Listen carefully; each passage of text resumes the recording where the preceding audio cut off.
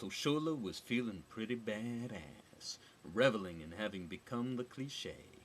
Young, hung, full of cum. Some folks said that different, but damn if he wasn't more hung than the other thing. Had himself a whole mess of wild oats to sow. Wild oats? He imagined a sweet, innocent young thing asking.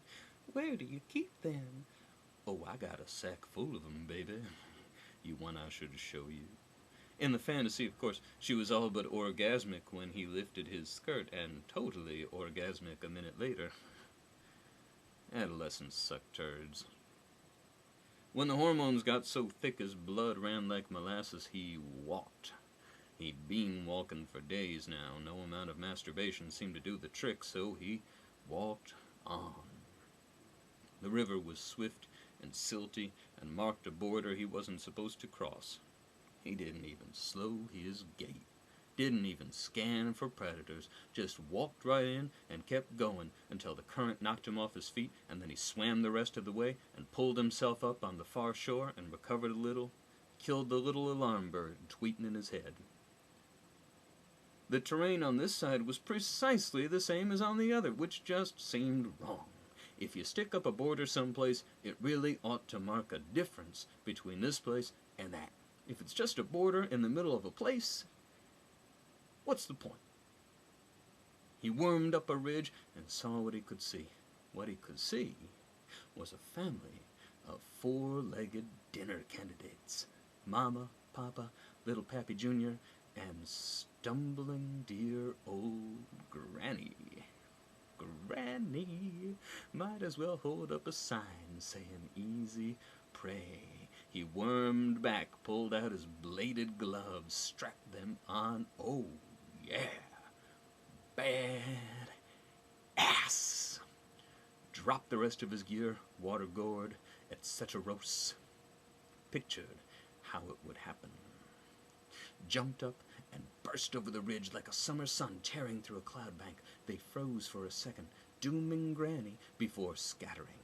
He was young and mean and fast as fuck on poor Granny before they'd covered 20 meters, grab-tearing their hindquarters, not killing, terrifying. She shrieked.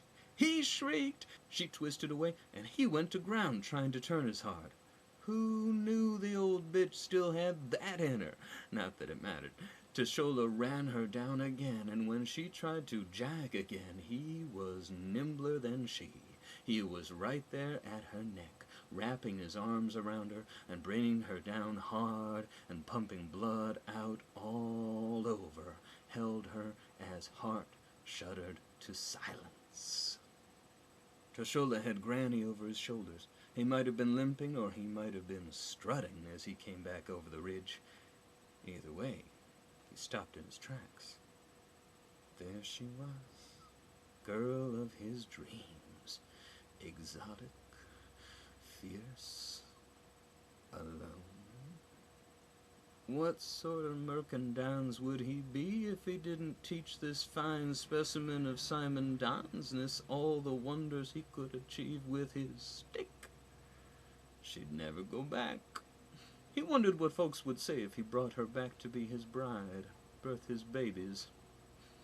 The Simon Dons was taking a good long swig from his gourd.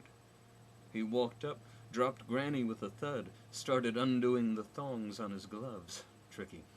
They were bloody and his hands were stumpy, but he knew he looked good doing it. Is that for me? Oh, I've got something for you. Bet you do. You're over the border, boy. Boy? Maybe you didn't notice the river? I'm not a boy. You want maybe I should prove that to you? Oh, I like that. Me and my sisters, we'd love to see you try. But you're all alone, little miss.